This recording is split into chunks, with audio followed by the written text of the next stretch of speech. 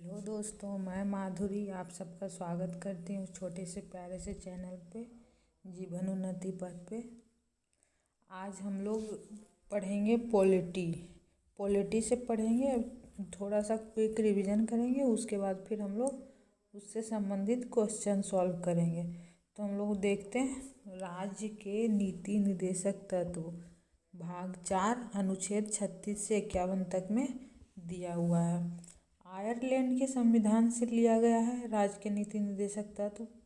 मूल अधिकारों के साथ निर्देशक तत्व संविधान की आत्मा और दर्शन है। उद्देश्य इसका लोक कल्याणकारी राज्य की स्थापना के जरिए आर्थिक और सामाजिक लोकतंत्र की पुष्टि करना। इनकी प्रकृति गैर न्यायोचित है, तथापि कानून की संवैधानिक मान्यता के विवरण में न्यायालय इन्हें देखता है। अनुच्छेद 37 में है निर्देशक तत्व देश के शासन में मूलभूत है और विधि बनाने में इन्हें तत्वों को लागू करना राज्य का कर्तव्य होगा। कल्याणकारी राज्य शब्द का संविधान में उल्लेख नहीं किया गया है। निर्देशक तत्वों का वर्गीकरण।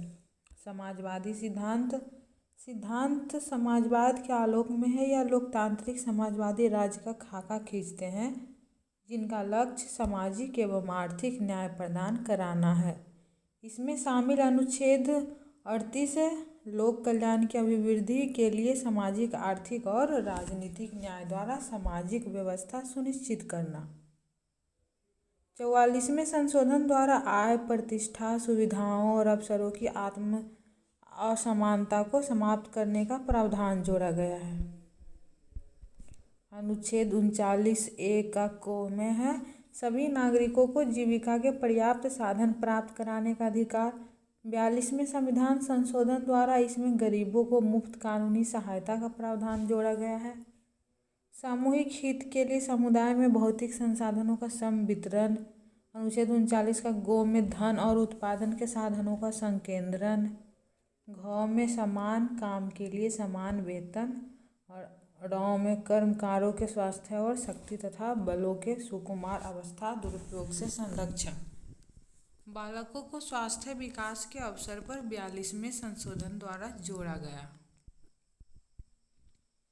अनुच्छेद 41 में है काम, शिक्षा और बुढ़ापा की दशाओं में लोक सहायता पाने का अधिकार। अनुच्छेद 42 में है काम की न्याय संगत और मानवोचित दशाओं का तथा प्रसूति सहायता का उपबंध कराना। अनुच्छेद 43 में है सभी कर्मकारों के लिए निर्वाह, मजदूरी, शिष्ट जीवन स्तर तथा सामाजिक और सांस्कृतिक अवसर। अनुच्छेद 43 को में उद्योगों के प्रबंधन में कर्मकारों के भाग लेने के लिए कदम उठाना 42वें संशोधन द्वारा जोड़ा गया है। अनुच्छेद 47 में पोषाहार स्तर और जीवन स्तर को ऊंचा करना तथा लोक स्वास्थ्य का सुधार करना।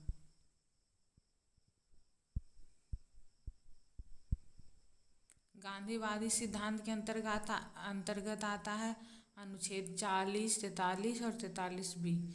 तो महात्मा गांधी जी के विचारों पर आधारित इन सिद्धांतों में शामिल अनुच्छेद है अनुच्छेद 40 ग्राम पंचायतों का गठन और उन्हें आवश्यक शक्तियां प्रदान कर स्व सरकार की इकाई के रूप में कार्य करने की शक्ति प्रदान करना।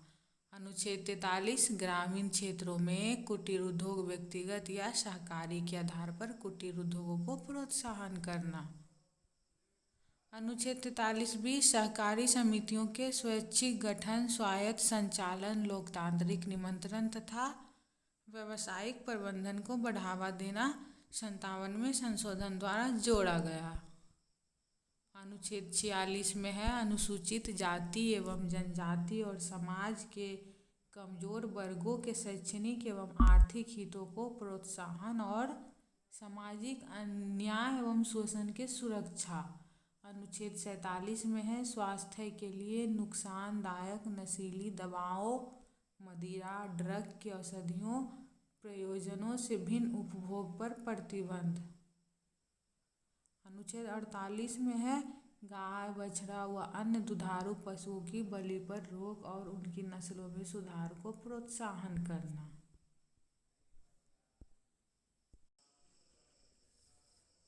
उदार बौद्धिक सिद्धांत एक प्रगतिशील राष्ट्र में उदार बौद्धिक सिद्धांतों का विशेष एवं निर्णायक महत्व है।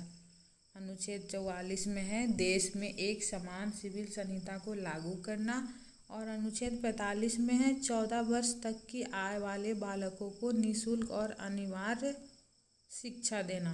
86 में संविधान संशोधन द्वारा 6 वर्ष की आयु तक निःशुल्क शिक्षा का प्रावधान जोड़ा गया है। अनुच्छेद 48 में कृषि और पशुपालन को आधुनिक और वैज्ञानिक प्रणालियों से करना। अनुच्छेद 48A में है पर्यावरण का संरक्षण तथा संवर्धन और वन तथा वन्य जीवों की रक्षा करना। 42 में संशोधन द्वारा जोड़ा गया था।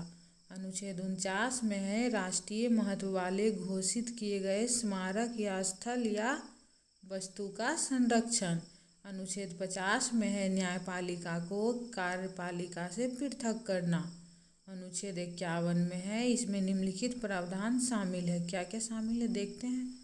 अंतर्राष्ट्रीय शांति और सुरक्षा की अभिवृद्धि, राष्ट्रों के बीच न्यायपूर्ण और सम्मानपूर्ण संबंधों की स्थापना, अंतर्राष्ट्रीय विधि और संधि बाध्यताओं के प्रति आदर बढ़ाना, अंतर्राष्ट्रीय विवादों को मध्यस्थ द्वारा निपटाने के लिए प्रोत्साहन देना।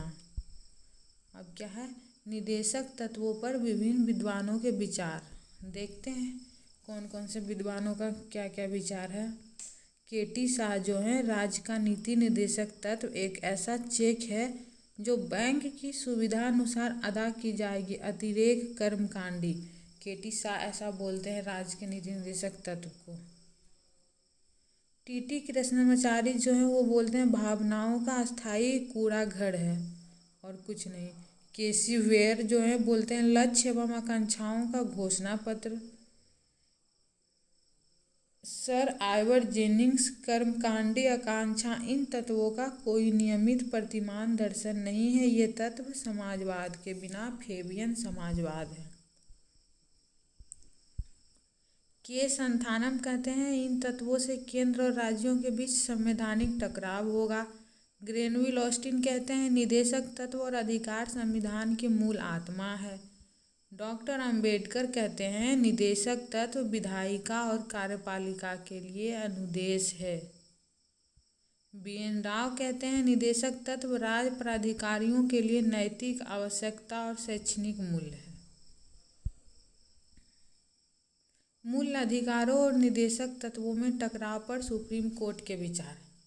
अब देखते हैं मूल अधिकार और जो निदेशक तत्व है, राज्य के नीति निदेशक तत्व, दोनों में जब टकराव हुआ मूल अधिकार और नीति निदेशक तत्वों में, तो उस पर सुप्रीम कोर्ट का क्या विचार रहा, क्या फैसला रहा। तो पहला देखते हैं चंपकम दोराई राजन मामला 1951 में हुआ था। निदेशक सिद्धांत और मूल अधिकारों के बीच किसी तरह के टकराव में मूल अधिकार प्रभावी होंगे तथा यह सिद्धांत मूल अधिकारों के पूरक के रूप में निश्चित रूप से लागू होंगे। गोलकनाथ मामला 1967। निदेशक तत्वों को लागू करने के लिए मूल अधिकारों में संशोधन नहीं किया जा सकता।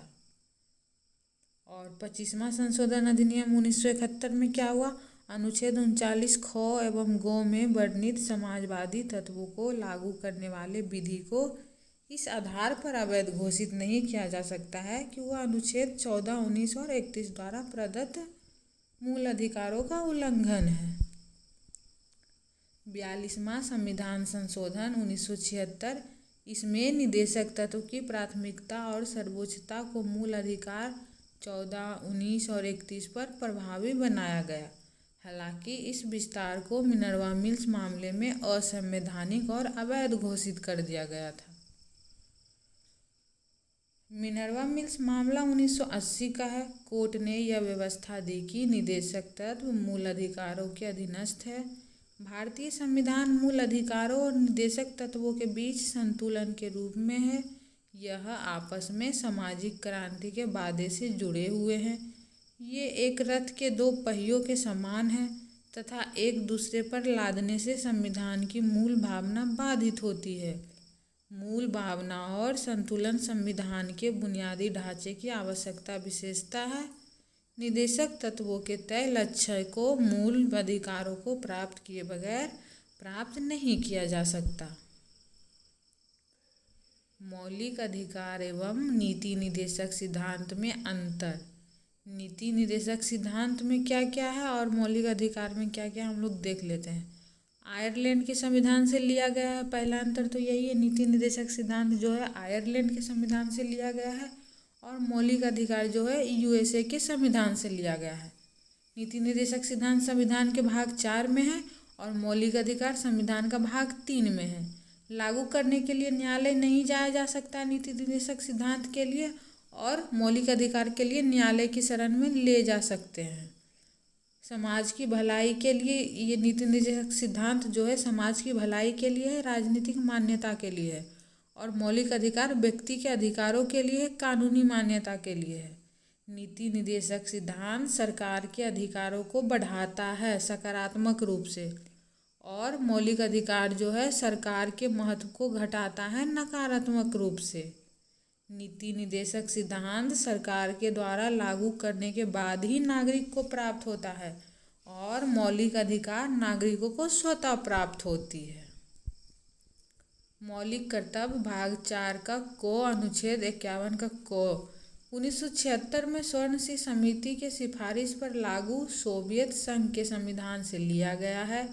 42वें संविधान संशोधन 1976 द्वारा 10 मूल अधिकारों को जोड़ा गया है। 11वां मूल कर्तव्य 6 से 14 वर्ष तक के बच्चों को शिक्षा दिलाना 86वें संविधान संशोधन 2002 द्वारा जोड़ा गया है। मूल कर्तव्यों की विशेषताएं। मूल कर्तव्य गैर न्यायोचित है, इनमें से कुछ नैतिक कर्तव्य है तो कुछ नागरिक। मूल कर्तव्य केवल नागरिकों के लिए है। नागरिकों के अधिकार और कर्तव्य आपस में संबंधित और अविभाज्य है, मतलब इसको अलग नहीं किया जा सकता। मूल कर्तव्य की सूची प्रत्येक नागरिक का यह कर्तव्य होगा कि संविधान का पालन करे, वह उसके आदर्शों, संस्थाओं, राष्ट्रध्वज और राष्ट्रगान का आदर करे। स्वतंत्रता के लिए हमारे राष्ट्रीय आंदोलन को प्रेरित करने वाले उच्च आदर्शों को हृदय में संजोए रखे और उनका पालन करे, ये दूसरा मूल कर्तव्य है। और तीसरा मूल कर्तव्य क्या है? भारत की प्रभुता, एकता और अखंडता की रक्षा करे और उसे अक्षुण्ण रखे। और चौथा मूल कर्तव्य है देश की रक्षा करे। 5वां मूल कर्तव्य है भारत के सभी लोगों में समरसता और समानता, भ्रातृत्व की भावना का निर्माण करे।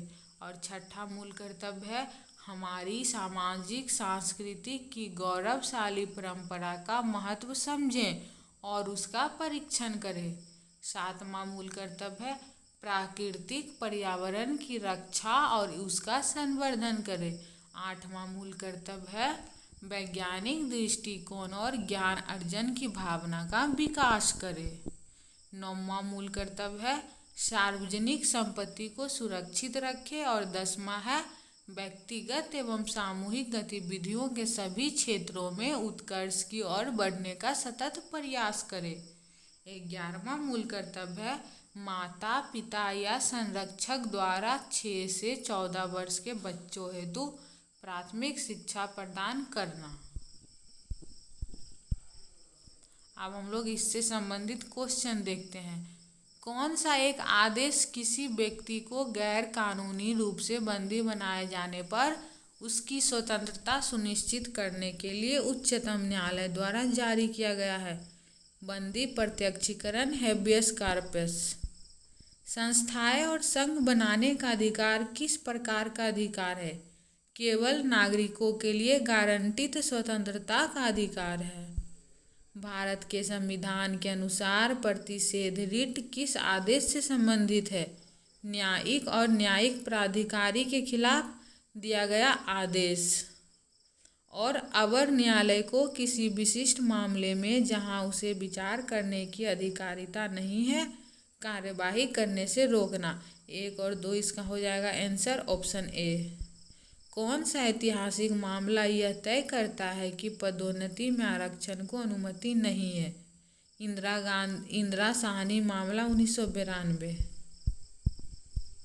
जनहित अभियान मामला 2018 में क्या निर्णय लिया गया? SC/ST के लिए पदोन्नति में आरक्षण अनिवार्य है। भारतीय संविधान के अनुच्छेद 16(4) के तहत क्या प्रावधान है? पिछड़े वर्गों के लिए नियुक्तियों में आरक्षण, यही प्रावधान है। EWS इकोनॉमिकली वीकर सेक्शन अर्थात आर्थिक रूप से कमजोर वर्ग की पहचान किन मापदंडों के आधार पर होती है? वार्षिक पारिवारिक आय 8 लाख से कम हो, कृषि भूमि 5 एकड़ से कम हो, आवासीय फ्लैट का आकार 100 वर्ग मीटर से कम हो, उपरोक्त सभी। 103वें संविधान संशोधन 2019 के तहत आरक्षण किस समूह के लिए प्रदान किया गया? आर्थिक रूप से कमजोर वर्ग EWS के लिए। भारतीय संविधान में प्रेस की स्वतंत्रता किस अनुच्छेद से संबंधित है? अनुच्छेद 19 का 1 का A। राष्ट्रीय ध्वज का अपमान किस कानून के तहत दंडनीय है? ध्वज संहिता 2002। अनुच्छेद 17 भारतीय संविधान में किस विषय से संबंधित है? भारत और संस्कृति का संरक्षण से। अस्पृश्यता अधिनियम 1955 का मुख्य उद्देश्य क्या है? अस्पृश्यता को समाप्त करना और इसके अभ्यास को दंडनीय बनाना। 1985 का इंडियन एक्सप्रेस केस किससे संबंधित है? प्रेस की स्वतंत्रता से। और प्रेस की स्वतंत्रता 19 का 1 का A में आता है।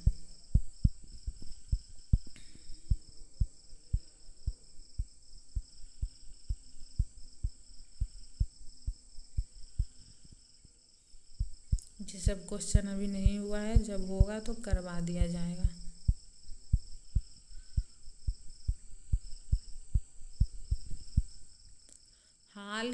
हाल ही में एक फैसले में सुप्रीम कोर्ट ने अनुच्छेद 21A के तहत शिक्षा के अधिकार की पुनः व्याख्या की। यह किस वर्ग के बच्चों के लिए लागू हुआ है? निःशुल्क और अनिवार्य शिक्षा।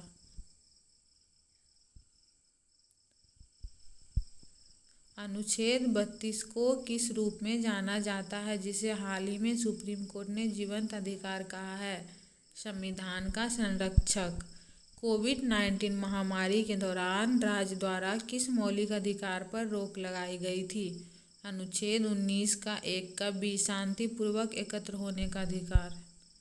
हाल ही में सुप्रीम कोर्ट ने नागरिकता संशोधन अधिनियम CAA की वैधता पर सुनवाई की। यह किस मौलिक अधिकार से संबंधित विवाद है? अनुच्छेद 14 समानता का अधिकार से। सुप्रीम कोर्ट ने किस अनुच्छेद के तहत LGBTQ समुदाय के विवाह अधिकारों पर सुनवाई की है? अनुच्छेद 21।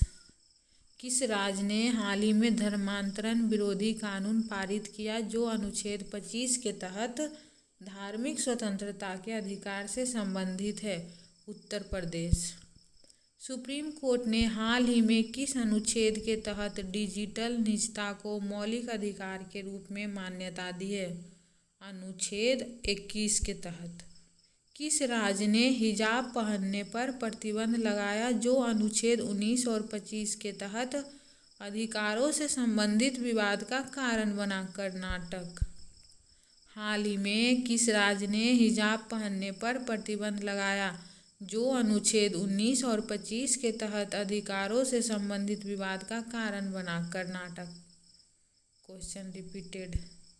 किस राज्य ने हाल ही में धार्मिक स्वतंत्रता विधेयक पारित किया, जो अनुच्छेद 25 के तहत धार्मिक स्वतंत्रता के अधिकार से संबंधित है? मध्य प्रदेश। सुप्रीम कोर्ट ने हाल ही में किस अनुच्छेद के तहत मीडिया की स्वतंत्रता को मौलिक अधिकार के रूप में पुनः पुष्टि की? अनुच्छेद 19। हाल ही में किस राज्य ने धर्मांतरण विरोधी कानून लागू किया, जो अनुच्छेद 25 के तहत धार्मिक स्वतंत्रता के अधिकार से संबंधित है? मध्य प्रदेश। सुप्रीम कोर्ट ने हाल ही में किस अनुच्छेद के तहत डेटा संरक्षण को मौलिक अधिकार के रूप में मान्यता दी है? अनुच्छेद 21। हाल ही में किस राज्य ने धार्मिक स्वतंत्रता विधेयक पारित किया जो अनुच्छेद 25 के तहत धार्मिक स्वतंत्रता के अधिकार से संबंधित है? मध्य प्रदेश। अनुच्छेद 12 में मूल अधिकारों के संबंध में राज्य की परिभाषा दी गई है। इसी संदर्भ में निम्न में से कौन से निकाय राज्य की परिभाषा के अंतर्गत आते हैं? सभी राष्ट्रीयकृत बैंक, भारतीय खाद्य निगम, अंतर्राष्ट्रीय विमानपत्तनम प्राधिकरण। सभी 1, 2 और 3। ऑप्शन डी हो जाएगा सही। मूल अधिकार और अनुच्छेद बोल रहा है मिलान करने के लिए। समानता का अधिकार 14 से 18 तक, स्वतंत्रता का अधिकार अनुच्छेद 19 से 22 तक, शोषण के विरुद्ध अधिकार 23 से 24, धर्म की स्वतंत्रता का अधिकार 25 से 28। सारा सही है, ऑप्शन ए आंसर हो जाएगा। भारत के संविधान के अनुच्छेद 14 के अधीन यथा प्रतिस्थापित विधि के समक्ष समता तथा विधियों के समान संरक्षण के लाभ निम्नलिखित में से किसे प्राप्त हो सकता है?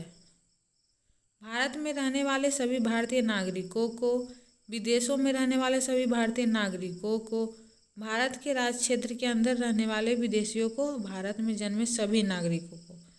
तो 4 हो जाएगा गलत, 1, 2, 3 सही। Option B is the right answer. संविधान लागू होने के समय निम्नलिखित अधिकारों में से कौन से अधिकार मौलिक अधिकार में शामिल थे? समता का अधिकार, स्वतंत्रता का अधिकार, शोषण के विरुद्ध अधिकार, धार्मिक स्वतंत्रता का अधिकार, सांस्कृतिक एवं शैक्षणिक अधिकार, संवैधानिक उपचारों का अधिकार, संपत्ति का अधिकार। ऑप्शन डी उपयुक्त में से सभी इसका आंसर हो जाएगा। विधि के समक्ष समानता के संदर्भ में निम्नलिखित कथनों पर विचार कीजिए। प्रत्येक नागरिक विधि के समक्ष समान होते हैं। सही। प्रत्येक नागरिक को न्यायालय द्वारा निष्पक्ष सुनवाई का अधिकार है। Option C is the right answer. 1 और 2 दोनों। द्वितीय पिछड़ा जाति आयोग से संबंधित निम्नलिखित कथनों पर विचार कीजिए। कर लेते हैं विचार। 1979 में बीपी मंडल की अध्यक्षता में द्वितीय पिछड़ा वर्ग आयोग का गठन किया गया था।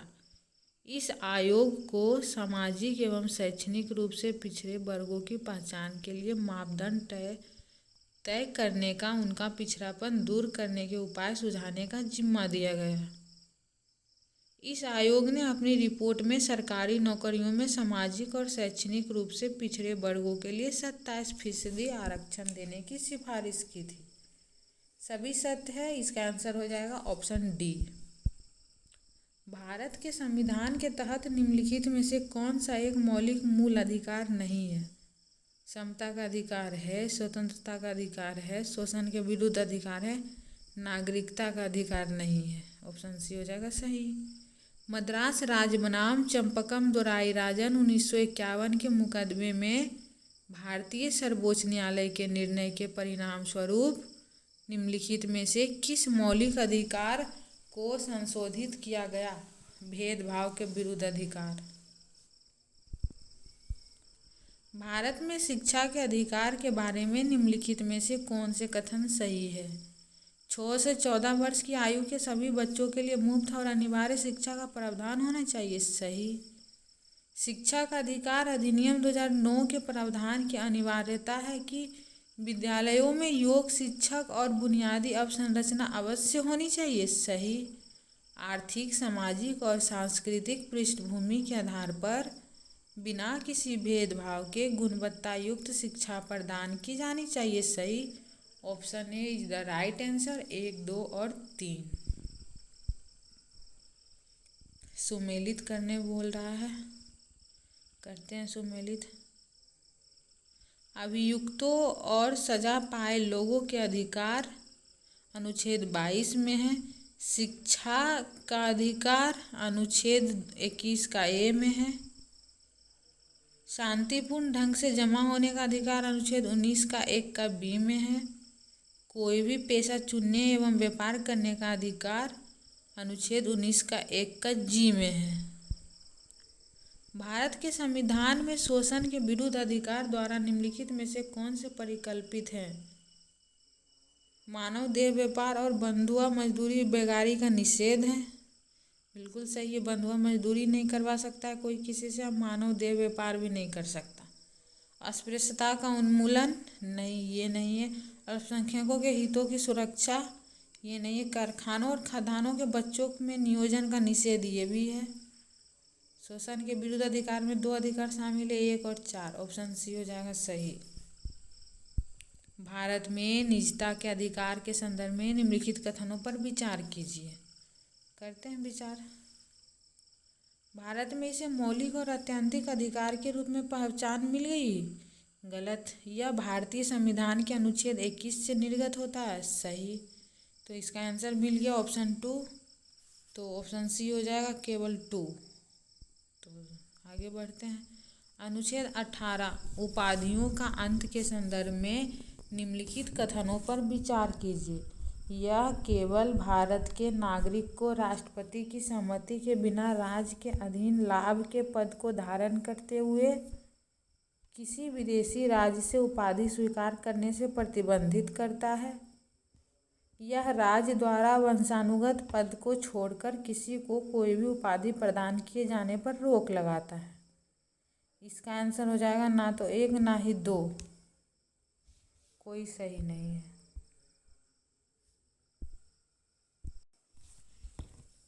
भारतीय संविधान के निम्नलिखित में से किन उपबंधों में अवसर की समता का उल्लेख किया गया है? प्रस्तावना और मूल अधिकार का। Option C. अगर ऑप्शन सही रहेगा तो हम लोग सब पढ़ेंगे और सिर्फ एक सही रहेगा, सारा गलत रहेगा तो गलत को छोड़ देंगे। टाइम वेस्ट करने से कोई फायदा नहीं है। 6 से 14 वर्ष के बच्चों की अनिवार्य व निःशुल्क शिक्षा के अधिकार दायित्व को किस संविधान संशोधन द्वारा मौलिक अधिकार में जोड़ा गया था? 86वें संविधान संशोधन 2002 के। वाक और अभिव्यक्ति की स्वतंत्रता में निम्नलिखित में से कौन से अधिकार शामिल हैं? शांति का अधिकार और फोन टैपिंग के विरुद्ध अधिकार। ऑप्शन सी हो जाएगा सही, 1 और 2 दोनों। कथन पर तर्कसंगत विचार कीजिए। निम्नांकित कथन पर कर लेते हैं विचार। पूछ रहा है इसमें से कौन सा सत्य है? भारतीय संविधान सभी को अपने धार्मिक विश्वास को अपनाने की संकीर्ण छूट देती है। नहीं, संकीर्ण नहीं, व्यापक छूट देती है। आप सबको मतलब हम सभी लोगों को अपना धार्मिक विश्वास को अपनाने का पूरा छूट है। पंथ निरपेक्षता शब्द भारतीय संविधान में आरंभ से ही उल्लेखित था? नहीं, इसको बाद में जोड़ा गया था। तो दोनों गलत हो जाएगा। इसका ऑप्शन सी आंसर हो जाएगा। भारतीय संविधान द्वारा प्रदत्त धार्मिक अधिकारों के संबंध में निम्नलिखित कथनों पर विचार कीजिए। धर्मनिरपेक्ष शासन का मतलब किसी एक धर्म का पक्ष नहीं लेना या उस विशेषाधिकार नहीं देना। सरकार किसी धर्म या धार्मिक संस्था को बढ़ावा देने या उसके रखरखाव के लिए कर देने के लिए किसी व्यक्ति को मजबूर नहीं कर सकती। राज्य द्वारा मान्यता प्राप्त किसी शैक्षणिक संस्था में किसी को प्रार्थना में हिस्सा लेने या धार्मिक निर्देश को मनाने हेतु बाध्य नहीं किया जा सकता। इसका आंसर हो जाएगा उपयुक्त सभी, सब सत्य है। भारत के संविधान का कौन सा अनुच्छेद अपनी पसंद के व्यक्ति से विवाह करने के किसी व्यक्ति के अधिकार को संरक्षण देता है? अनुच्छेद 21। भारतीय संविधान के अंतर्गत मूल अधिकारों का संरक्षक कौन है? न्यायपालिका। स्वतंत्रता के अधिकार में निम्नलिखित में से कौन से अधिकार सम्मिलित है? अभिव्यक्ति की स्वतंत्रता का अधिकार, शांतिपूर्ण सम्मेलन का अधिकार, देश में कहीं भी आने जाने से बचने का, जाने वाने व बचने का अधिकार, कोई भी काम धंधा करने व पेशा चुनने का अधिकार। Option D is the right answer, सभी सत्य हैं। यदि कोई व्यक्ति ऐसे पद पर नियुक्त हो गया है जिस पर उसका कोई कानूनी हक नहीं है तो ऐसी स्थिति में न्यायालय कौन सी रिट जारी करेगा? अधिकार परीक्षा का। राष्ट्रीय शिक्षा नीति 2020 किस अनुच्छेद का उद्देश्य पूरा करती है? अनुच्छेद 45 का। किस राज्य के समान नागरिक संहिता लागू करने के लिए समिति बनाई है जो अनुच्छेद 44 से संबंधित है? उत्तराखंड। मातृत्व लाभ संशोधन अधिनियम 2017 किस अनुच्छेद को सशक्त करता है? अनुच्छेद 42 को। प्रधानमंत्री आवास योजना PMAY किस अनुच्छेद के प्रावधान को साकार करती है? अनुच्छेद 41 को।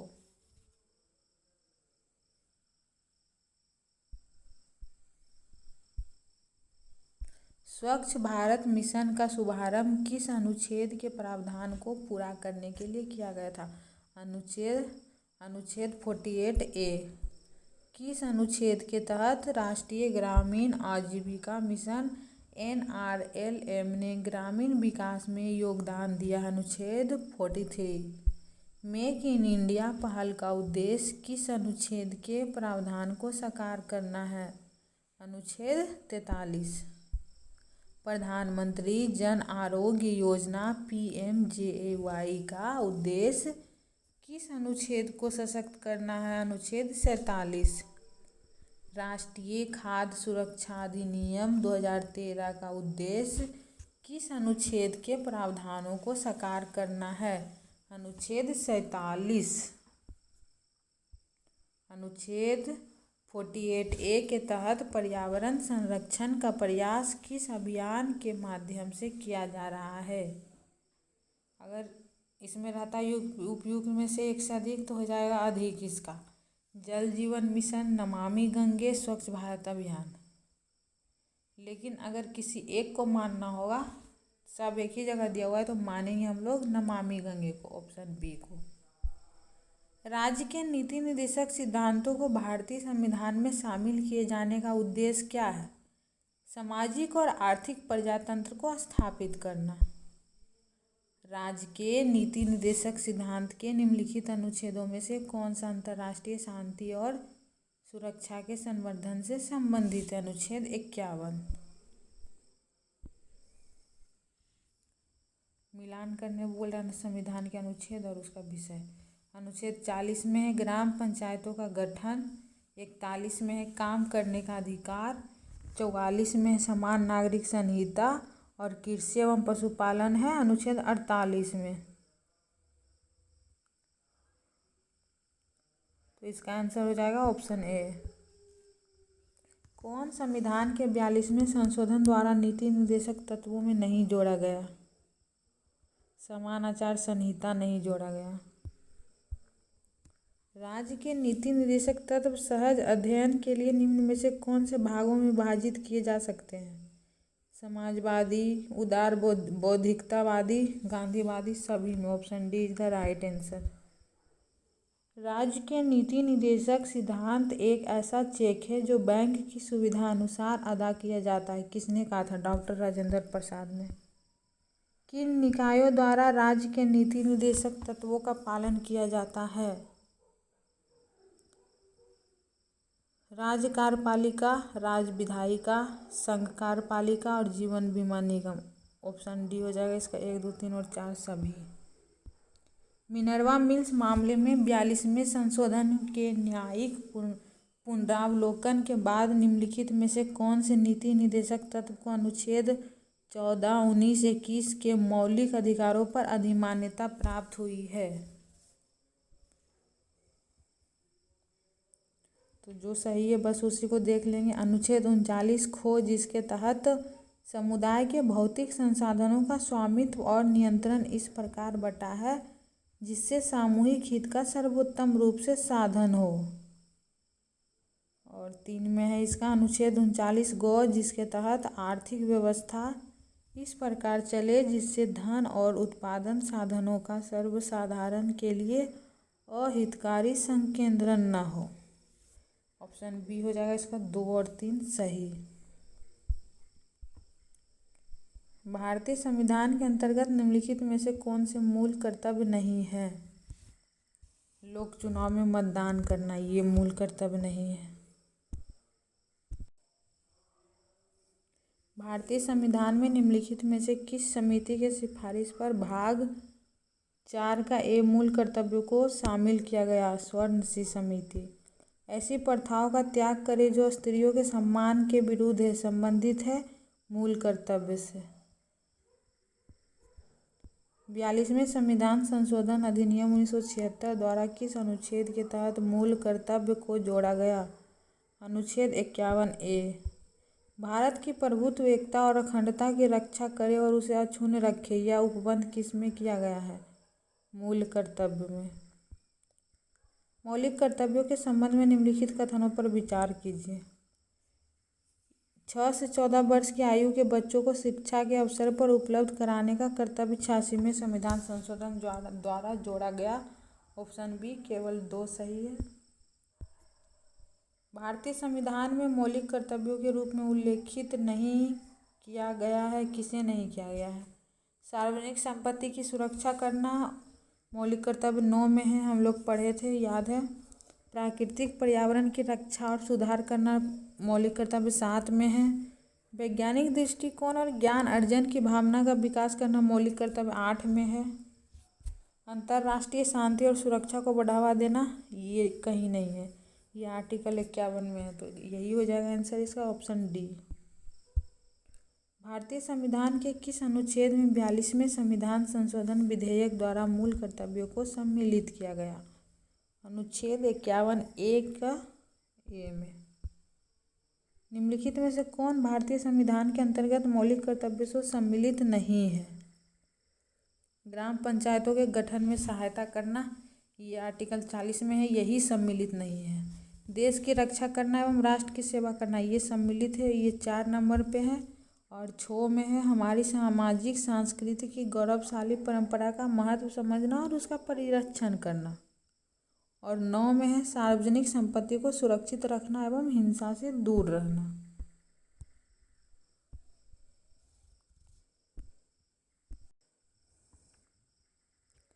आज के लिए हम लोग इतना ही रहने देते हैं।